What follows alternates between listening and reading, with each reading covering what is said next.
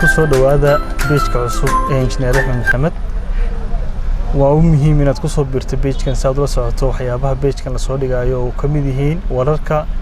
arrimaha siyaasadda falaqaynta waa ku mahadsantihiin inaad ku soo birtaan page-kayga qolooyinka hore ugu jiray fadlan ku soo dhawaada page-kayga cusub ha igana baqaylina inaad like iyo share ku dhufataan iyo follow-daba waa mahadsantihiin xaruntan aynu joogno maanta ee Kaltuun Fertility Center waa xarun ilmo beerid waana xaruntii ugu horeysay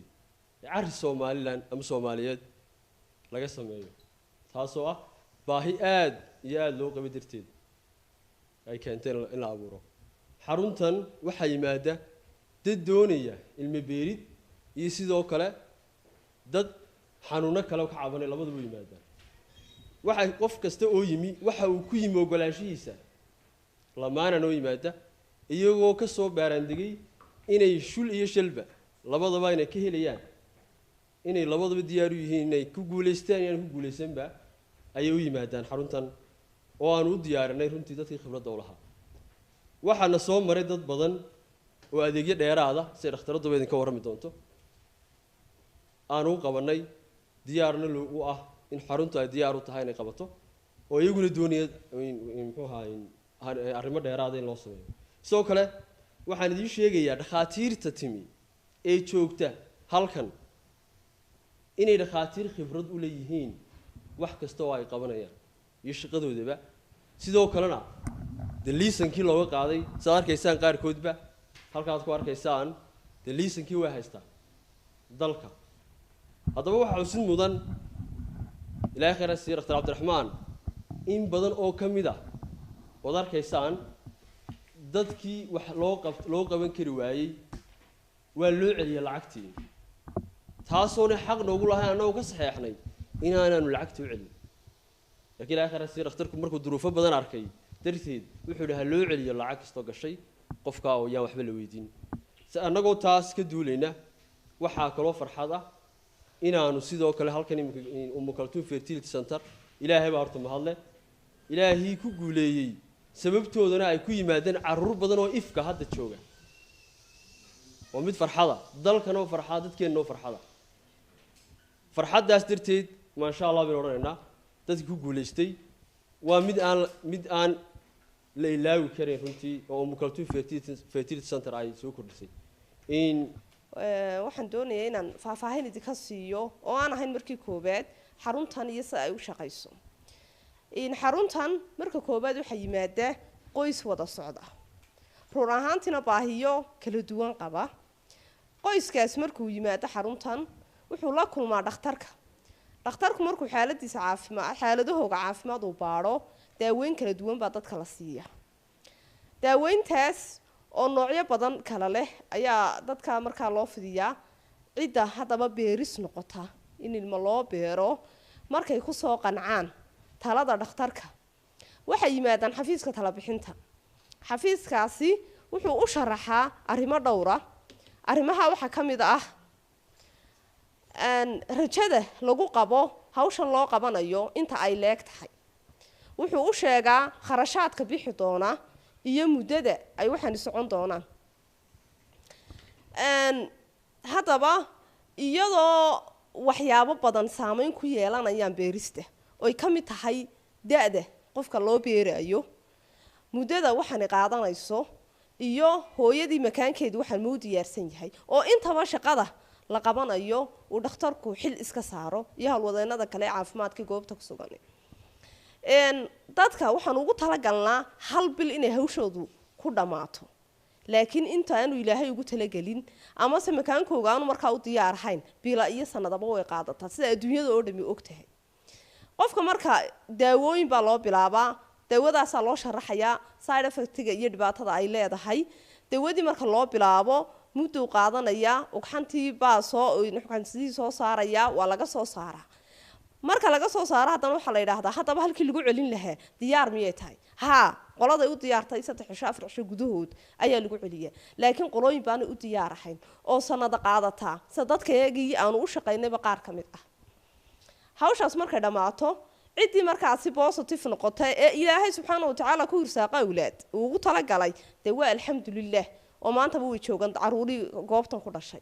ciddii markaasi dee aanu ilaahay ugu talagelinna dee negative bay noqotaa annagu sida adduunyada kale dadka ulama dhaqanno oo qofka markaasi ku guuldaraysta mana dhaawaad ku guuldaraysatay jaanisyo badanoo kale aanu siina annagoo qof kasta dee xaaladiisa og oo xaaladiisa hoos u eegayna intaasi markay dhammaato daawadaanu bixinayno ma aha dawo la iska bixiyo dawadu waxay ku xidhantahay cid aqoon u leh ayuunbaa bixin karaysa cidda farmasiiga joogtana waa cid loo tababaray oo aqoonteeda u leh intaasi markaynu ka nimaadno xaruntu muddo sanad iyo dheeraada bay shaqaynaysay shaqadeedii si habsamiyey u socotay muddo imika dee bila laga joogo saameyn baa ku dhacday saameyntaasna waxa weeyaan xanuunkan safmarka ah ee adduunyada oo dhan saameeyey maadaama ay ahayn dhakhaatiirtooda qaar dibadda dalka dibaddiisa ka imanayay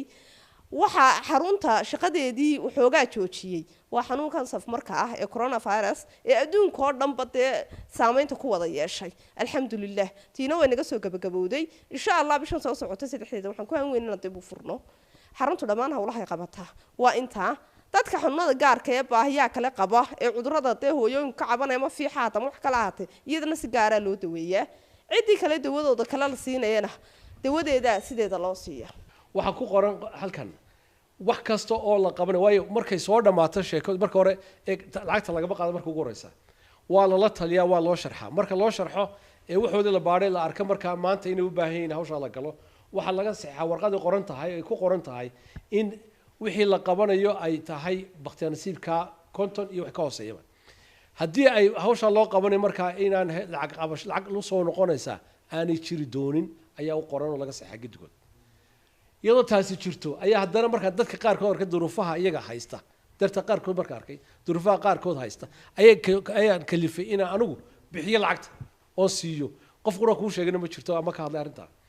oo documents waa kan hor yaala waan ila shay waan tusaynaa cid kasta oo baahanna waan tusaynaa waayana waxaan haynaa wax cad baanu haynaa oo cad mana doonayo in anigu qofnaba eticskan iyo ogolaanayna cidnaba hadalkooda ama dhibaataanka aan ka warramo laakiin waxaan ka warramaya waxa weeyaan heshiiskaas uu jira waana saxay qof walba waanu saxay duruufo gaarkoodna kuwa aan u arkayna waana u gartayna si lacagta ku cilno sidoo kale isna waxa halkaasi ka hadlay aabo isagu ka faa'iideystay adeegyada ay bixiyaan gargaar isbitaalka gargaar ka hadlaya 3 qodob qodobka koobaad anigu waxaan hayni ka daadis arkaysaan muddo dheer baan meelo badan maray inaan awlaad dhalo alxamdulillah ilaahay muu qadarin laakiin ilaahay wuxuu qadaray inaan halkan maanta ku farxo awlaadaan dhalay oo ku arko gargaar tacabkii ay geliyeen anigay geliyeen waa ta koobaad ta labaad gargaarkii aan u tagay Suudaan waan tagay Sacuudi Arabiya waan tagay Abu Dhabi waan tagay saddexaad dal baan u tagay taranta in ilaahay awlaad siiyo ma ii suura gelin gurigayga Hargeysa ilaahay igu keenay